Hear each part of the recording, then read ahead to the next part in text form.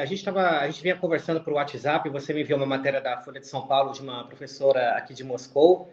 Segundo ela levantou a tese de que poderia ser o que na Rússia é chamado de maskirovka, que seria encenação, né? Seria tudo uma encenação, um grande teatro.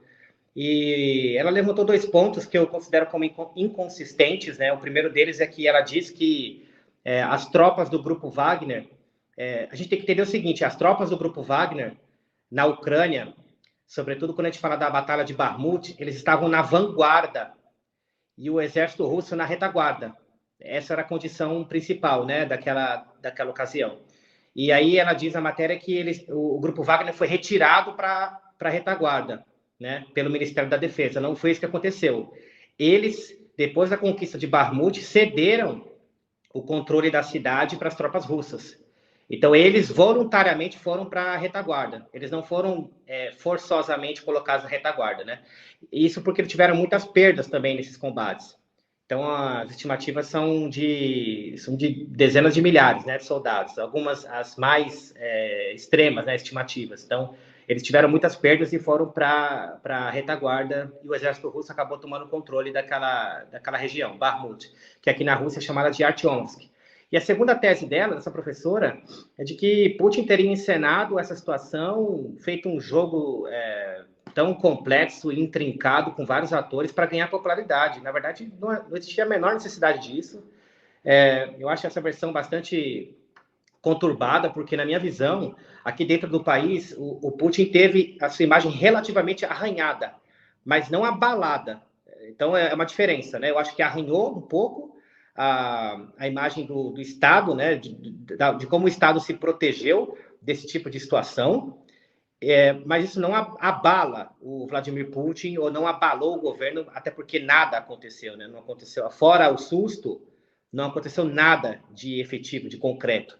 Então, a versão de que ele poderia ter encenado para ganhar popularidade, para mim, ela está descartada, até porque ele teve que vir a público duas vezes, ele teve que se expor duas vezes, fazer um discurso em que a gente percebe que ele está bastante incomodado, né, fazendo aquele discurso, né, e isso colocou, na verdade, ele numa situação de grande tensão. Então, na minha visão particular, não havia necessidade dele fazer isso. Então, eu não vou chamar de maskirovka, porque para mim falta consistência para poder, Não, enfim. perfeito. A gente percebeu no pronunciamento do Putin que ele estava tenso mesmo, né? Pareceu uma surpresa de fato. Se for uma encenação, o Putin está de parabéns. Então, Mas ele precisa do Oscar, né? digno de Oscar. Agora, vamos trazer um pouco então a questão do que vai acontecer com esse grupo Wagner, inclusive agora depois dessa notoriedade, a gente fica sabendo que eles estão espalhados pelo mundo, né? E até na Venezuela, né? Parece que eles fazem ali uma espécie de guarda, não sei se isso é real, se é fato, do Maduro, e esses integrantes do Wagner que se alistaram agora no exército russo oficial, né? Dá um panorama para a gente dessa situação.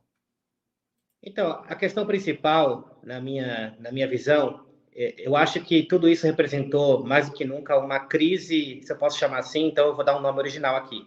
É uma crise interinstitucional, ou seja, é uma crise entre duas instituições diferentes. A primeira é a empresa militar, né, o Grupo Wagner, e o segundo é o Ministério da Defesa da Rússia.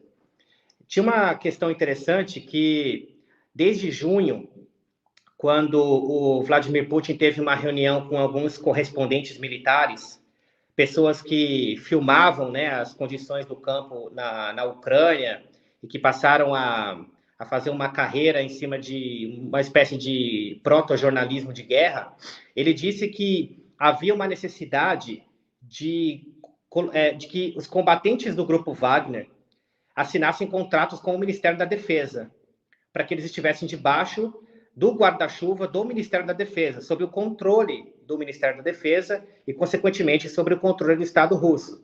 Porque esses combatentes do grupo Wagner, eles respondem prioritariamente ao seu contratante, que é o Yevgeny Prigozhin.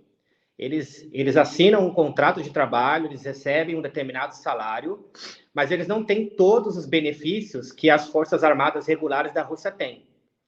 E a partir disso, eu acho que surgiu um grande conflito de posições. Por quê?